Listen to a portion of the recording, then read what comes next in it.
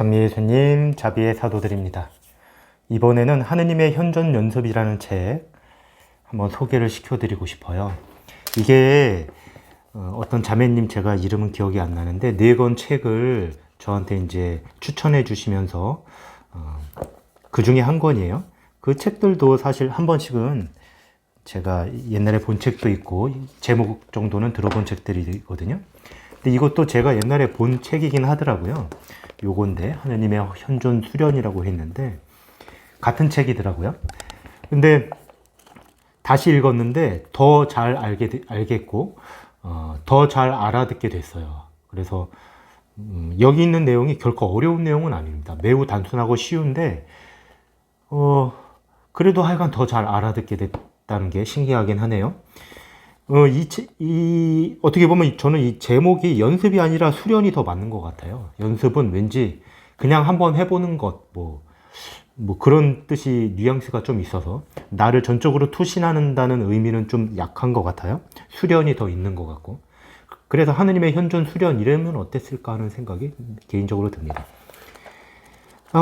내용은 그래요. 내용은 우리 안에 계신 하느님을 의식하고 그분께 대화함으로써 그분의 현존 안에 머무는 것, 이것이 신앙의 시작이자 마침이라는 뜻입니다. 저는 매우 공감이 갔고요. 이 책이 바로 하느님의 사랑에 대해서 우리가 이 지상에서 깨달아야 할 것이 하느님에 대한 사랑이잖아요. 하느님께 대한 사랑만 있으면 이 지상에서 성인들처럼 살 수 있거든요. 그리고 하늘나라도 어떻게 보면 하느님을 사랑하는 거잖아요. 하늘나라에 뭐 성적인 것도 없으니까 뭐 성관계도 없고 돈도 필요 없어요. 거기 나라서 뭐 무슨 즐거움이 있을까 생각해보면 하느님과 나누는 사랑이거든요. 결국에 하느님을 사랑하는 것만 있으면 그것이 천국의 핵심이라는 거죠. 그래서 여기 성인이 말씀하셔요. 이 부활의 로랑 형제 이분이 뭐라고 그러시냐면, 만약에 지옥에서 내가 지옥에 간다고 해도 거기서 만약에 내가 하느님을 사랑할 수만 있다면 아무 걱정도 하지 않을 것이다. 왜냐하면 하느님을 사랑할 수만 있다면 그곳은 천국이 될 것이기 때문에, 이렇게 말을 했어요. 뭐 그분은 너무 확신에 차서 하시는 말씀이시니까요. 그러니까 하느님께 대한 그 어떤 사랑만 있으면 어떤 고난과 그런 것 다 넘어설 수 있고 그곳이 천국이 된다는 거예요. 그러니까 그런 의미에서 이 지상에서부터 우리가 천국을 체험하는 유일한 길은 하느님에 대한 사랑인 것이죠. 그러니까 하느님께서 첫 번째 계명이 마음을 다하고 목숨을 다하고 생각을 다하고 힘을 다해서 하느님을 사랑하는 것을 계명으로 줬지만, 그것은 무겁고 힘든 계명이 아니라 우리를 참된 행복으로 인도해주는 유일한 계명이라고 볼 수 있는 거예요. 그리고 그것을 정말 하느님을 사랑하는 사람이 실천하는 것이 곧 이웃사랑이라는 것이죠. 여기 보면 제가 근데 이 책을 소개시켜드리기가 어려운 게 매우 단순하면서도 어떻게 요약을 해서 어떤 점을 말씀드려야 할지 정말 너무 힘들었어요. 읽은 지는 꽤 됐는데, 요점은 그거예요. 하느님 현존 연습인데 내 안에 계신 하느님이라는 거예요. 내 안에 하느님이 계시다는 건데 이걸 먼저 깨달아야 합니다. 우리가 보통, 저도 옛날부터 내 안에 하느님이 계시다는 말 엄청 많이 들었어요. 근데 실제로 저는 어떻게 생각했냐 하면, 하느님께서 아니 계신 데 없으니까 내 가장 깊은 곳보다 더 깊은 곳에 계시고 내 가장 위쪽보다 더 위쪽에 계시고 뭐 다 계시니까 뭐 방바닥에도 계시고 공기에도 계시고 우주에도 계시겠지. 그러니까 내 안에도 계시고 특별히 성체 안에 계시겠지. 이렇게 생각을 했는데 그거보다 더 나간다는 거예요. 하느님은 성체 안에 실제로 계신 것처럼 내 안에 실제로 계시다는 겁니다. 어딘지 모르겠지만 내 몸과 영혼 안에 실제로 계시다는 거예요. 근데 그것이 성인들이 한결같이 주장하는 바예요. 여러분, 아빌라에 대해서 영혼의 성 보면 내 영혼 안에 하느님이 계시잖아요. 내 영혼의 최중심부에 하느님이 찬란하게 빛나는 그곳에 계셔요. 그러니까 이 부활의 로랑 형제는 그곳에 계신 하느님을 시시때때로 방문하고 그분과 얘기 나누면서 그분께 경배드리고 그분을 사랑에 찬 눈길로 응시하고 이런 것을 계속 말씀하셔요. 그러니까 저는 이것을 신자들이 신앙생활을 기쁘게 할 수 있는 굉장히 좋은 방법이라고 생각합니다. 이 방법은 아무리 해박한 사람이라도, 아무리 공부를 많이 하고 책을 많이 읽은 사람이라도 이 하느님의 현존을 못 느낄 수 있습니다. 왜냐하면 이건 믿음으로 하는 거거든요. 아무리 무식한 사람이라도, 할머니라도 아무것도 못 들었어도 하느님께 대한 믿음으로 이 기도를 정통할 수 있어요. 하느님을 만날 수 있습니다. 믿음만이 하느님을 변형시키거나 제한하지 않고 있는 그대로의 하느님을 만나게 하는 방법이라는 거거든요. 그러니까 우리가 믿음을 통해서 하느님을 본다고 했을 때 애매하잖아요. 왜냐하면 우리가 알고 있는 지식의 온갖 형용사구나 어떤 해설로는 하느님을 부분적으로만 만난다든지 그분을 때로는 협소하게 만든다든지 그런 역할을 하지만 믿음은 그렇지 않다는 거예요. 그래서 믿음을 통해 하느님을 만나는 것이 우리에게 어두울 수밖에 없다는 것이죠. 그런 믿음을 두고 하느님의 현존의 장막을 찍고 하느님을 만나게 만드는 것이 바로 믿음이라는 거예요. 근데 제가 말솜씨가 좋고 그러면 이걸 정확하게 설명을 할 텐데 여하튼 핵심은 내 안에 계신 하느님과 언제든지 만날 수 있다는 겁니다. 그러니까 제가 기도를 하는 중에 또는 미사하는 중에 또는 일하는 중에 화장실에 있다가도 설거지를 하다가도 친구와 대화하다가도 문득문득 내 안에 계신 하느님은 만날 수 있다는 거예요.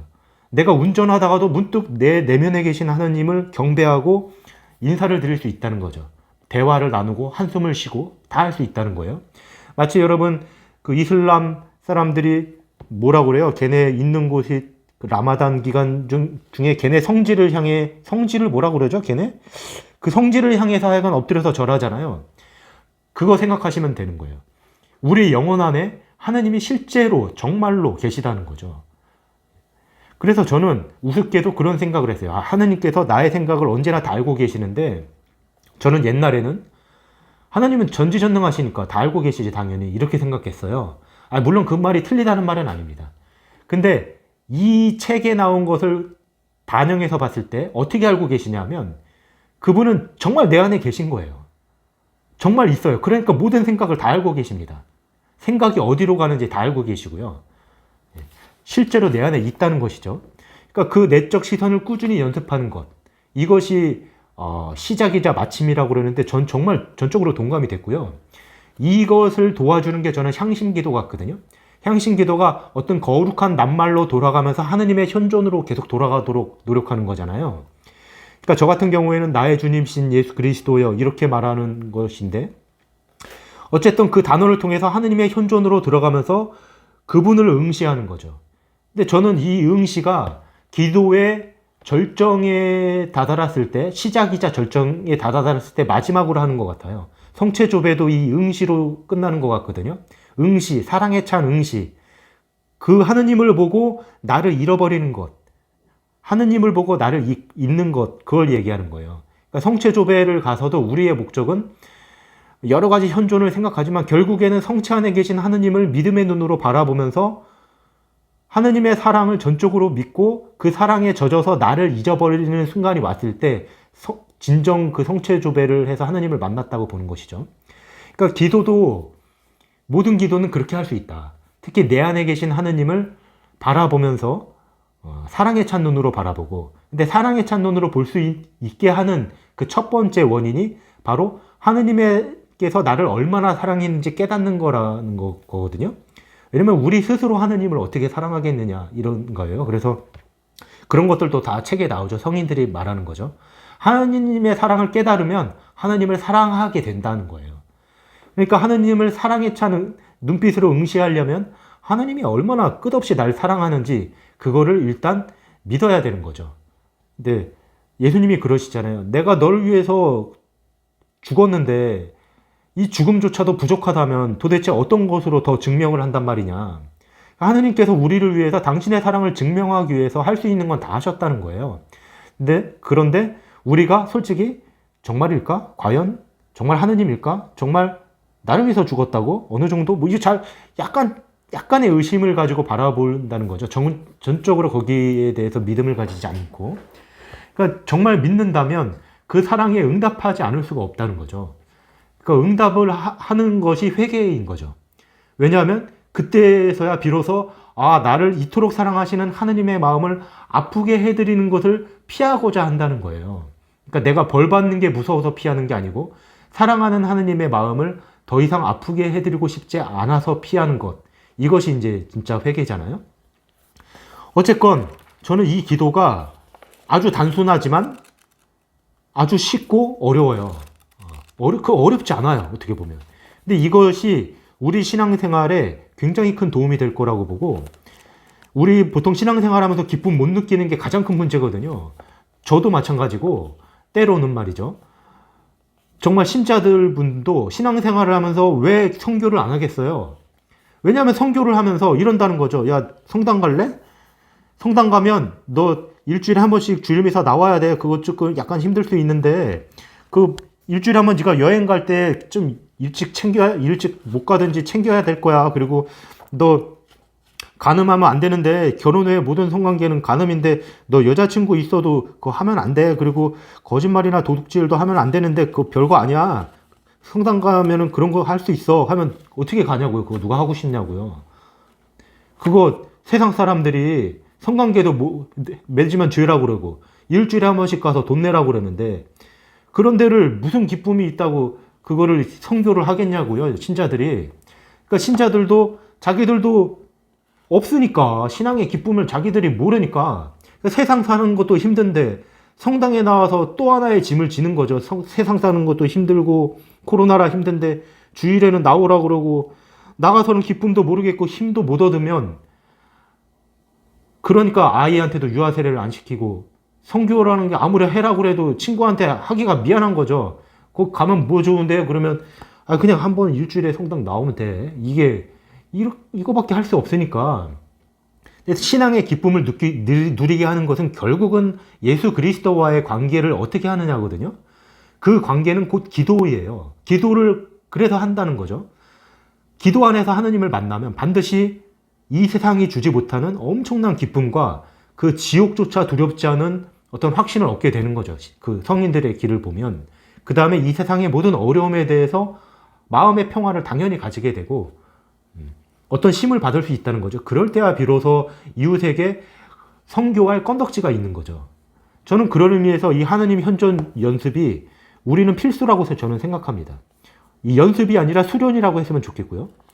우리 안에 하느님이 계시고 그분과 친밀하게 계속 대화를 나누는 거예요. 할 수 있을 만큼 많이.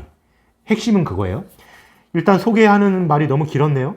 다음에는 차차 읽어보면서 할 텐데, 핵심은 그겁니다. 아주 단순해요. 내 하느님이 계신다. 그 하느님에 들어가는 단계가 있다고 얘기한 것이 대데레사 성녀예요. 영혼의 성. 7공방까지 있죠. 우리는 그 단계들을 다 거치고 있지만 그 중심에는 분명 하느님이 계시고 먼 곳에서부터 그분을 바라볼 수 있다는 것입니다. 설명을 제대로 했나 모르겠네요. 하여간 저는 이것이 굉장히 중요하다고 생각하고, 다른 책에서도 소개하겠지만 우리 지상에서 하느님을 사랑한다고 하는 것이 결국에는 우리 입장에서는 하느님을 찾아 헤매이는 것이 하느님을 사랑하는 것이거든요. 왜냐하면 하느님을 찾아 헤매이는 것은 무슨 말이냐면, 당신 없이는 살기가 힘들어요.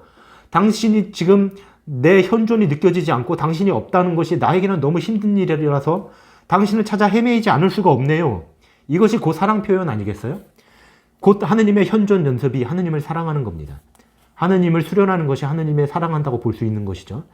그런 의미에서 저는 이 하느님의 현존 수련이 매우 좋은 길이고 단순하면서도 우리에게 꼭 필요한 것이 아닌가 하는 생각이 들어서 소개시켜드려야지 그랬는데, 이걸 어디서부터 얘기를 드려야 되나 하는 생각이 들어서 미루다가 그냥 일단 한번 얘기해보자 그러고 얘기하는 건데요. 다음 시간부터는 한번 책을 조금 읽어볼게요. 이분이 많은 글을 쓰지는 않았습니다.